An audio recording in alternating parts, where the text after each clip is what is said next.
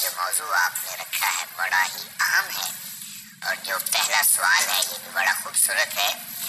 اسلام سے پہلے اگر آپ انسانی ہسٹری کا مطالعہ کرے کوئی بھی شخص، تو اس میں جتنی بھی بڑی انسانی تہذیبیں ہیں، بالخصوص رومی تہذیب ہے، ایرانی تہذیب ہے، یونانی تہذیب ہے، ہندی تہذیب ہے، ان تمام بڑی تہذیبوں کے اندر آپ کو سب کچھ نظر آئے گا۔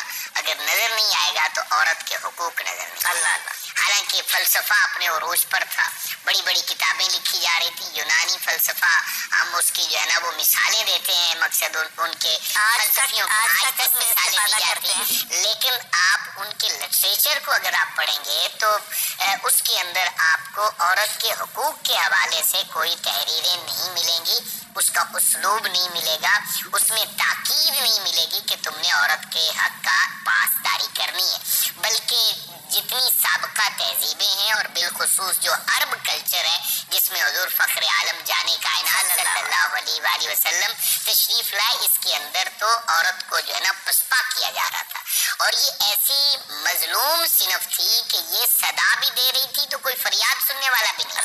ایک تو ہوتا ہے نا کہ بندہ تکلیف میں ہو تو کوئی بات تو سننے والا ہو، اس کی تکلیف کا مداوع کرنا تو دوسری بات ہوتی ہے، کوئی کانوں تک اس کی آواز تو پہنچے، یعنی اس کو اس قابل بھی نہیں جانا جاتا تھا کہ اس کی آواز بھی سنی جائے۔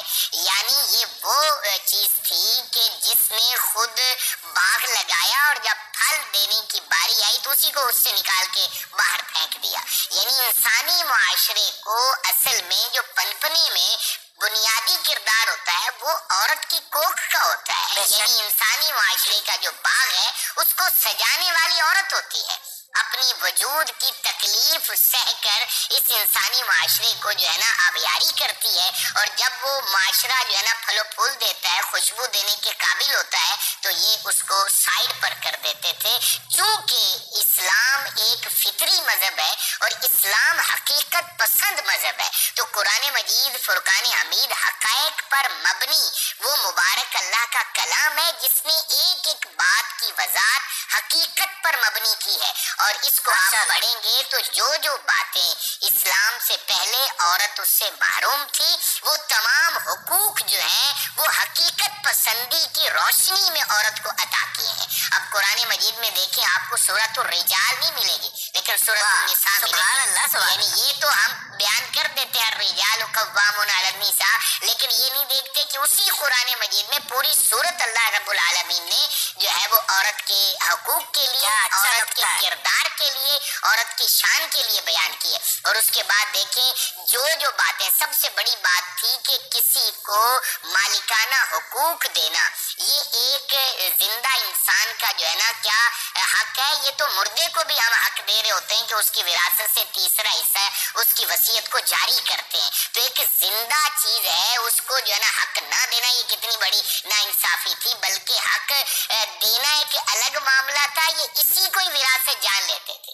یعنی جو عورت اس کا شوہر فوت ہو گیا ہے تو اسی کو ہی وراثت بنا لیا جاتا تھا، آگے اس کو بانٹا جاتا تھا ورثاء کے اندر۔ قرآن مجید فرقان حمید انسان نہیں سمجھا جاتا تھا دوسرے لفظوں میں، جیسے کوئی چیز ہے، جیسے کوئی مال ہے، جیسے مال ہے، مال کی طرح ورثاء میں اس کو بانٹا جاتا تھا۔ قرآن مجید نے بڑے حسن کے ساتھ اس کو بیان کیا، کہا کہ تمہارے اوپر حلال نہیں ہے کہ تم عورتوں کو بطور وراثت بانٹو، بلکہ تمہارے اوپر فرض ہے کہ عورت کا جو حق بنتا ہے، اگر وہ بیوی ہے تو بھی اس کا حق دو، اگر وہ بیٹی ہے تو بھی اس کا حق دو، اگر وہ ماں ہے تو بھی اس کا حق دو، اور اسی طریقے سے عورت کے اوپر ڈھائے جانے والے تمام مظالم، اور اس میں ایک بہت بڑا ظلم ہے عورت کی رسپیکٹ نہ کرنا، اس کے اوپر تہمت کرنا، اس کی شان کے اندر ایسے ایسے گھٹیا الفاظ بولنا جو اس کے دل کو زخمی کریں، اس کے اوپر قرآن مجید نے احکام بیان کیا۔ اب سورہ نور کو آپ پڑھیں، دیکھیں کسی بھی پاک باز عورت کے اوپر کوئی بندہ الزام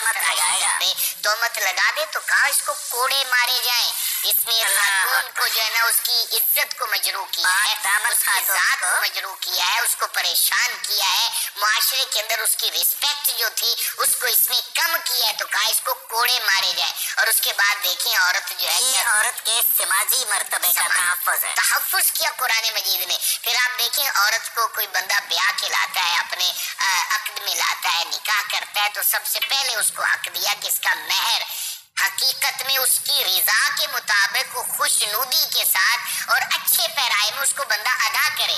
اور ادا کرنے کے بعد جب وہ اس کے گھر میں آ گئی تو پہلے اس کو لونڈی سمجھا جاتا تھا. علامہ صاحب یہ بھی تو ہے نا کہ بھئی شادی کے لیے عورت کا راضی ہونا بھی ضروری ہے. یہ بہت بڑی بات ہے, آپ نے انٹرو میں بھی یہ فرمائی.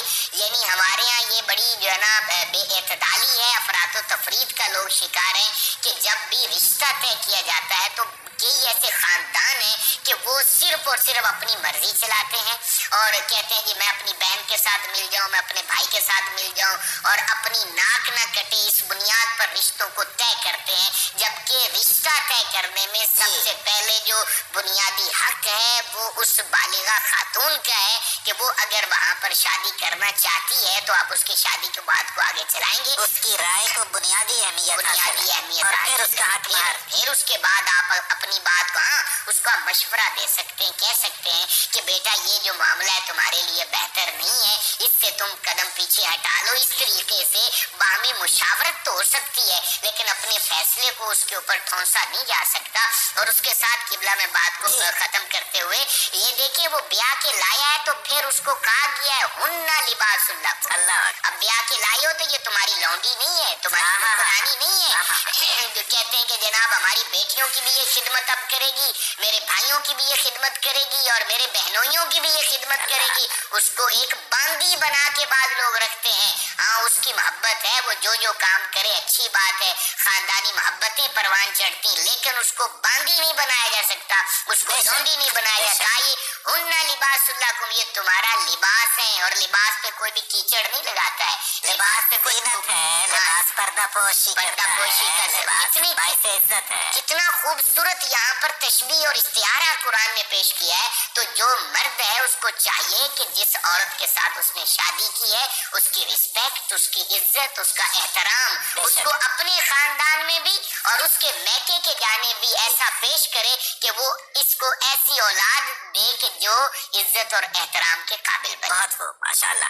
محترمہ عائشہ اختر شیما صاحبہ, موجودہ دور میں مسلمان ملکوں میں خواتین کے حقوق کی عمومی صورتحال کیا ہے, اور پاکستان میں خاص طور پر؟ آپ پر جو میں سوال کروں گا چونکہ وہ طویل ہے تو میرا خیال ہے کہ میں اسے ٹکڑوں میں کر لوں تو آسانی ہوگی میرے لیے بھی, آپ کے لیے بھی. اس پر میں یہ کہنا چاہوں گی کہ جو خواتین کے جو حقوق ہیں وہ تو اسلام نے جس طرح سے علامہ صاحب نے بتایا کہ وہ ڈیفائن کر دیے گئے ہیں آلریڈی قرآن میں, اور رسول اللہ صلی اللہ علیہ وسلم نے اپنی سنت سے اس کو ڈیفائن کر دیا ہوا ہے. لیکن جو چیز اس وقت مسلمان ممالک یا جنرلی جو مسلمان عورت کی اگر ہم بات کریں کہ اس کے حقوق کی کیا صورتحال ہے, تو اس وقت with the advent of technology جو ایک ایڈوانسمنٹ ہوئی ہے, گلوبلائزڈ دنیا بن چکی ہے ٹیکنالوجی کے ساتھ, تو ایک اویئرنیس پھیل رہی ہے, کہیں سے ایک ویو آ رہی ہے اویئرنیس کی. وہ کہاں سے آ رہی ہے؟ وہ مغرب سے آ رہی ہے. ہمارے مسلمان ممالک میں ایک کنفیوژن پائی جاتی ہے خواتین کے حقوق کے حوالے سے, کیونکہ انہیں نہ تو اپنے حقوق کی مکمل آگہی ہے نہ ہی اپنے فرائض کی مکمل آگہی ہے. تو اور دوسری چیز جو ایک اور جو کرائسس کی صورتحال پیدا ہوئی مسلمان ممالک میں, وہ اس وجہ سے پیدا ہوئی کہ جو علماء, مشرقی علماء ہیں, انہوں نے سد ذریعہ کے نام پر بہت ساری چیزیں جو دور نبوت میں اس حد تک یا اس طرح سے نہیں تھی, جو سد ذریعہ کے نام پر خواتین کو بہت زیادہ ایکسٹرا اوور کنٹرول کرنے کی کوشش کی گئی. سد ذریعہ کا مطلب کیا ہوگا؟ سد ذریعہ کا مطلب یہ ہے کہ آپ کسی ایشو کو ایلیمینیٹ دا روٹ کاز, کہ آپ کسی چیز کی کاز کو اس کی روٹ بالکل اس کو پہلے ختم کر دیں. جیسے شراب کی حرمت کی بات ہوتی ہے تو شراب کو حرام اس لیے قرار دیا گیا کیونکہ اس کے بعد ہونے والے گناہ جو ہیں وہ کئی فساد پیدا ہوتے ہیں, اس لیے آپ نے اس کو سد ذریعہ کر دیا. اسی طرح خواتین کے معاملات میں بھی بہت ساری ایسی چیزیں ہوئیں اور اس کی وجہ سے وہ ایک ایکسٹرا اوور کنٹرول کے نتیجے میں وہ ایک رد عمل ظاہر ہوا. خواتین نے ایک تشدد کا رد عمل کیا, اور اس کے علاوہ پھر اب انہیں جو ایک سانس لینے کی یا انہیں بریدنگ اسپیس ملی, وہ انہیں محسوس ہوا کہ شاید وہ ہے جو مغرب سے ان کی طرف آ رہی ہے, حالانکہ وہ تو 1400 سال پہلے ایگزیکٹلی اسی طرح سے ہے. اور وہ ان کو محسوس ہوئی ایک بریدنگ اسپیس, تو انہوں نے اس آزادی کے کانسیپٹ کو لینا شروع کر دیا. اس وقت جو وہ حقوق کی جتنی بھی گھومتی ہیں. ریڈیکل فیمنزم یورپ میں بہت عرصہ پہلے آیا. یورپ نے اس اسٹیج تک اتنے سالوں سے اس چیز سے گزر کر اس چیز کو ریئلائز کیا کہ ان کا فیملی سسٹم ڈسٹرائے ہو گیا, ان کی ساری ویلیوز ڈسٹرائے ہو گئی. اب ہماری جو مشرقی یا ہماری مسلمان ممالک کی خواتین ہیں وہ بھی اسی تکلیفی مراحل سے اپنے آپ کو گزارنے کی طرف جا رہی ہیں, اور وہ یہ چیز ریئلائز نہیں کر پا رہی کہ جو اسلام نے ان کو آئیڈینٹی, ان کے حقوق, ان کو شناخت وہ دے دی ہوئی ہے, وہ اس طرح سے حاصل نہیں ہو سکتی. تو وہ ایک کنفیوژن کا شکار ہے. اکراس دا ورلڈ مسلمان خواتین اس چیز سے گزر رہی ہیں, اور اسی طرح وہ رائٹس کی تنظیمیں بن چکی ہیں. تو اسی طرح یہی بات ہے کہ ابھی اس کا حل بھی یہی ہے کہ جو چیز جو دور نبوت یا رسول اللہ صلی اللہ علیہ وسلم کی جو سننا ہے, جو اقدار جو انہوں نے اس وقت جو چیزیں سیٹ کر دی, ڈیفائن کر دی, ان کی طرف رجوع کیا جائے. اور جو یہ موومنٹس ہیں یہ ڈیفینیٹلی ان کو آپ لیجسلیٹو میئرز لے کر کسی طرح سے پروٹیکٹیو میئرز, ویسے تو کانسٹیٹیوشن بھی دیتا ہے, ہر ملک کا کانسٹیٹیوشن آئین قوانین عورت کو یہ حقوق دیتے ہیں ویسے بھی, تو وہ چیزیں اس کی ایک پراپر امپلیمنٹیشن بہت زیادہ ضروری ہے. اور پاکستان میں یہ دیکھتے ہیں اور ظاہر ہے دوسرے ملکوں میں بھی, خصوصاً اسلامی ملکوں پر ہم زیادہ بات کریں گے کیونکہ یہ ایک چیلنج اور ایک تھریٹ بنا کر, ہوا بنا کر پیش کیا جاتا ہے. عورتیں ہر میدان میں بہت نمایاں ہیں, بہت اچھے نمبر لے رہی ہیں اور کمپیٹ کرتی ہیں, اچھے جابس کر رہی ہیں, مختلف علوم و فنون میں بہت نمایاں ہیں, لکھنے پڑھنے میں بہت آگے ہیں. تو یہ اگر معاشرے نے انہیں یہ سہولتیں نہ دی ہوئی ہوتی, اتنی آزادی نہ دی ہوئی ہوتی, تو ایسا نہیں ہوتا تھا نا. بالکل ایسے ہی ہے.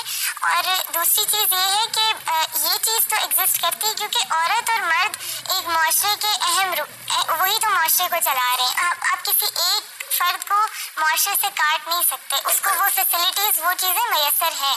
ہم اس چیز کا اقرار کرتے ہیں, اسی وجہ سے تو یہ ایک اس چیز کو بھی ہمیں ماننا پڑے گا کہ کچھ چیزیں جو بہت زیادہ ہمیں ہمارے رستے میں کچھ ہرڈلز آتی ہیں اس چیز میں کہ ہم کوئی بھی چیز کرنے لگتے ہیں, ہمیں شاید اس سے ایکسٹرا فائٹ کرنا پڑتا ہے اس اسٹیج پر اپنے آپ کو سیٹ کرنے کے لیے, اس پوزیشن کے لیے اپنے آپ کو سیٹ کرنے کے لیے. ہم بہت ساری خواتین جو ہیں وہ اس چیز سے گزرتی ہیں معاشرے میں. اس چیز کو وقت لگے گا. اس چیز کے لیے جو تربیتی عمل ہے گھروں میں, تعلیمی اداروں میں, اس چیز کے اوپر بہت زیادہ فوکس ہونے کی ضرورت ہے کہ خواتین مرد ایکول ہے. قرآن میں بھی ہے کہ وہ ایکول ہے, اور جہاں پر ان کو درجہ دیا گیا ہے مردوں کو, وہ اس کی وجوہات بھی بیان کر دی گئی ہیں. تو اس لیے خواتین جو تربیتی عمل ہے اس کے اوپر بہت زیادہ فوکس ہونا چاہیے. اور خواتین اس سے جو مرد ہیں ان کی بھی ایک مینٹالٹی ایوالو ہوتی ہے, اور وہ پھر جب دیکھتے ہیں کہ یہ بھی میرے ساتھ اس چیز کی ہیلدی معاشرہ, اس چیز کی طرف وہ ہیلدی معاشرہ دیکھتے ہیں اپنے آگے بڑھتا ہوا, تو وہ اس چیز کو پھر اپریشیٹ بھی کرتے ہیں اور اس کو انڈرسٹینڈ بھی. بات آپ نے کی کہ واقعتاً خواتین کے ساتھ ساتھ مردوں کو ایجوکیٹ کرنے کی بھی ضرورت ہے, ان کو بھی آگاہی دینے کی ضرورت ہے. علامہ اشفاق مدنی صاحب, عورت کے کچھ حقوق ہیں اور فرائض ہیں. کیا عمومی طور پر عورتیں صرف اپنے حقوق چاہ رہی ہوتی ہیں اور اپنے فرائض سے پہلو تہی کرتی ہیں, فرائض سے بھاگتی ہیں, وہ انجام نہیں دینا چاہ رہی ہوتی؟ پھر مشرق اور مغرب کی وہ آمیزش جو عائشہ صاحبہ نے بھی اس کی طرف اشارہ کیا, اس کے بھی کئی مسائل ہیں, اور وہ کنفیوژن ایک اضطراب اور تذبذب اور شک اور شبہات کی کیفیت ہے, اور ایک احساس محرومی ہے. وہ پھر کچھ جسمانی اور نفسیاتی مسائل بھی پیدا کر دیتا ہے عورت کے لیے. دیکھیں, جس دور سے ہم گزر رہے ہیں اس وقت مغرب میں کوئی واقعہ ہو تو اس سے بھی ہم آگاہ ہو جاتے ہیں, اور مشرق میں کوئی واقعہ ہو تو اس سے بھی ہم آگاہ ہو جاتے ہیں. یعنی معلومات جو ہے نا اب ہمارے سامنے ایک پیج پر موجود ہوتی ہیں, بالخصوص سوشل میڈیا کے بعد. تو مغرب دنیا کے اندر عورت کے حقوق کے لیے وہ دن بھی مناتے ہیں اور اس کے لیے جو ہے نا وہ لوگوں کو آگاہ بھی کرتے ہیں, لیکن اس کا یہ مطلب نہیں ہوتا کہ وہاں عورت کا حق جو ہے نا وہ مارا نہیں جا رہا ہوتا. وہاں بھی عورت کے حقوق ضائع ہو رہے ہوتے ہیں اور مشرق میں بھی ضائع ہو رہے ہوتے ہیں. لیکن البتہ یہ بات ہے کہ مغرب دنیا کے اندر حکومتی سطح پر ریاست اس چیز کو آن کرتی ہے کہ جس کا حق ضائع ہو وہ اس کو حق دلاتے ہیں. یعنی یہ ان کی خوبی ہے. ہم یکسر کسی کی خوبی کو جو ہے نا وہ اگنور نہیں کر سکتے ہیں. یہ بات ہے کہ کوئی بھی چیز اس کا حق ضائع ہو رہا ہو تو حکومتیں اس کے ساتھ کھڑی ہوتی ہیں. وہ عورت ہو, وہ مرد ہو, وہ کوئی بھی مظلوم صنف ہو سکتی ہے. جبکہ مشرق دنیا کی یہ ایک سمجھ لیں کہ ہمارے اوپر ایک آفت ہے کہ یہاں حق ضائع انفرادی طور پر تو ہو ہی رہا ہوتا ہے. جب ریاست کی طرف وہ شخص رجوع کرتا ہے, وہ بالخصوص عورت ہو, مرد تو سفر بھی کر لیتا ہے, جھگڑے بھی کر لیتا ہے, اپنے حق کو چھیننے کے لیے اس کے پاس طاقت بھی ہوتی ہے, قوت بھی ہوتی ہے. لیکن خاتون جو ہے اس کے پاس اتنی طاقت, نہ نفسیاتی طاقت ہوتی ہے, نہ جسمانی طاقت اور ہوتی بعض ہے, اوقات مالی وسائل بھی نہیں ہوتے. اور اس کا حق جو ہے مشرق میں جب ضائع ہو جائے تو وہ پھر جسمانی طور پر ڈیمیج ہو جاتی ہے. بعض خواتین کو میں نے دیکھا ہے وہ نفسیاتی مریض ہو جاتی ہیں. یعنی ایک عورت عدالت میں گئی ہے, عدالت کے اندر اس کو جب 10 دفعہ جانا پڑے گا اپنا حق لینے کے لیے, تو وہاں ہم دیکھتے ہیں کہ اس کو ایک تو جو بھوکے بھیڑیے کی طرح پورا معاشرہ دیکھ رہا ہوتا ہے, کھڑے ہوئے لوگ. یعنی ایک عورت گئی اپنا حق لینے کے لیے, اس کا شوہر فوت ہو گیا ہے, اس کو وراثت نہیں دی گئی ہے تو عدالت ہی جائے گی. اس کو جو ہے طلاق دے دی گئی ہے, بچوں سمیت اسے گھر سے نکال دیا گیا, تو وہ عدالت میں جا کے دھکے کھاتی ہے. وکیل اس کی بات نہیں سنتے, اس کو جو ہے نا وہ کیش کرتے ہیں, ہمیں فیس سے زیادہ پیسے ان سے وصول کرتے ہیں.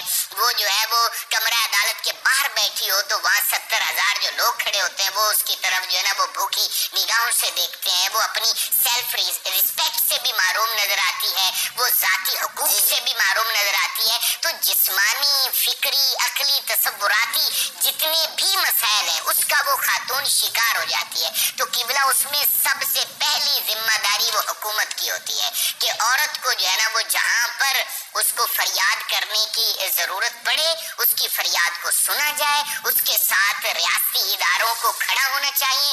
جس طرح ہماری اسلامی پہلی جو ریاست ہے یہ حضرت امیر المومنین خلیفۃ المسلمین حضرت ابو بکر صدیق کا زمانہ ہے خلافت. آپ دیکھیں کہ آپ نے پوچھا کہ پورے مدینے میں مجھے بتا دو کوئی خاتون ایسی ہے جو معذور ہو, مجبور ہو, پریشان ہو, تاکہ میں سب سے پہلے اس کی ذمہ داری کو آن کروں. یہ حضرت ابو بکر صدیق. جب آپ خلیفہ بنے تو آپ کا ایک گھر مدینے مسجد نبوی سے دور تھا, اور خلیفۃ المسلمین کا زیادہ وقت جو ہے مسجد نبوی میں گزرا کرتا تھا. تو وہاں آپ کے پڑوس میں جو گھر تھا وہ بچیاں اپنی بکریوں کا دودھ حضرت ابو بکر صدیق کو کہہ کے جو ہے نا آپ دودھ نکال کے دیتے تھے. تو وہ بچیاں کہنے لگی حضور اب تو آپ امیر المومنین بن گئے, آپ کو بہت بڑا عہدہ مل گیا, دودھ کون دے گا, اب ہماری بکریوں کا دودھ کون نکال کے دے گا. تو آپ نے کہا بیٹا پریشان نہ ہو, جیسے ابو بکر پہلے خدمت کرتا تھا اب بھی خدمت کرے گا. تو آپ کو بتایا گیا کہ حضور فلانے جو ہے نا وہ مدینے کے کونے پر ایک خاتون ہے جو بوڑھی ہے, جس کی آنکھیں نہیں ہے, بینائی نہیں ہے, اس کی اولاد بھی نہیں ہے, شوہر بھی نہیں ہے, کوئی بھی نہیں ہے. تو وہ ایک ایسی مجبور عورت ہے کہ ریاست کو آن کرنا چاہیے اس کے معاملات کو. تو حضرت عمر بھی وہاں پر موجود تھے. حضرت عمر کہتے ہیں کہ میں صبح جلدی گیا تاکہ میں وہاں جھاڑو دے دوں, وہاں پر صفائی کر دوں, پانی بھر کے رکھ دوں, کھانا پیش کر دوں. آپ کہتے ہیں میں جب صبح گیا جلدی گیا, دیکھا تو سارے کام ہوئے پڑے ہیں. اگلے دن کہتے کہ یہ نیکی کون کر گیا, پھر اور جلدی گیا, کہہ رہے پھر بھی کام ہوئے پڑے تھے. کہہ رہے کہ پھر میں سورج نکلنے سے پہلے ہی چلا گیا اور میں وہاں چھپ کے بیٹھ گیا کہ کون شخص ہے جو مدینے کی ریاست میں رہتے ہوئے سب سے پہلے اس مجبور خاتون کو جو ہے نا وہ تمام سہولتیں دے کے جا رہا ہے. تو حضرت عمر بیان کرتے ہیں کہ میں نے دیکھا وہ اور کوئی نہیں تھا, امیر المومنین ابو بکر صدیق تھے. تو یہ قبلہ ذمہ داری ہے حکومتوں کی, ریاستوں کی, کہ وہ جہاں پر کسی کے حقوق ضائع ہو رہے ہیں, بالخصوص خواتین کے حقوق ضائع ہو رہے ہیں, ان کی فریاد کو جو ہے نا پہلی. اب یہ جو مقصد عدالتوں میں عورتیں دھکے کھاتی ہیں قبلہ, اس کے اوپر تو یہ 1-2 کم از کم تاریخوں کے اوپر فیصلے ہونے چاہیے, بالخصوص جو ان کی وراثت ہڑپ کرنے کے معاملات ہیں, اور اسی طریقے ان کو جو مالی طور پر اس کے شوہر نے ڈیمیج کر دیا, گھر سے نکال دیا, تو اس کو فوراً حق ملنا چاہیے. یہی ان کی غموں دکھوں کا مداوا بن سکتا ہے. باقی انفرادی طور پر جو معاملات ہیں وہ مغرب میں بھی ایسے ہیں کہ حجاب پہننے پر مار دیا جاتا ہے, وہاں پر بھی جو ہے نا حقوق کی ادائیگی کا یہ مطلب تھوڑی ہے کہ جس جسمانی طور پر اس کو مکمل طور پہ جو ہے نا آزاد کر دیا گیا. حقوق کا مطلب یہ ہے کہ اس کی خوشیوں کو انڈیویجلی اور عمومی سطح پر جو ہے نا اس کا لحاظ رکھا جائے, اس کا خیال رکھا جائے. مغرب بھی اس میں کوتاہی کر رہا ہے, مشرق بھی اس میں کوتاہی کر رہا ہے, اور اس کا ایک ہی حل ہے, وہ ہے قرآن مجید اور حضور پاک کی سیرت مبارک. بہت عمدہ. آپ کی گفتگو سے جو دو اہم ترین نکتے میں چاہ رہا ہوں کہ دہرا دوں تاکہ ناظرین کو ذہن نشین ہو جائیں, وہ یہ کہ یہ تصور کہ مغرب میں عورت کے تمام حقوق ادا ہو رہے ہیں, یہ تصور باطل ہے. جی بالکل. اور یہ ضرور ہے کہ وہاں کی حکومتیں اس سلسلے میں زیادہ اہتمام زیادہ ہے. اور دوسرا مسئلہ یہ ہے کہ ہماری معاشروں کی اور خاص طور پر پاکستان کی سب سے بڑا المیہ یہ ہے کہ یہاں عورتوں کا قدم قدم پر ہر ممکن استحصال ہوتا ہے, اور انہیں اپنا حق لینے میں اتنی تگ و دو کرنی پڑتی ہے کہ جیسے وہ حق دینے سے انکار کے مترادف ہو.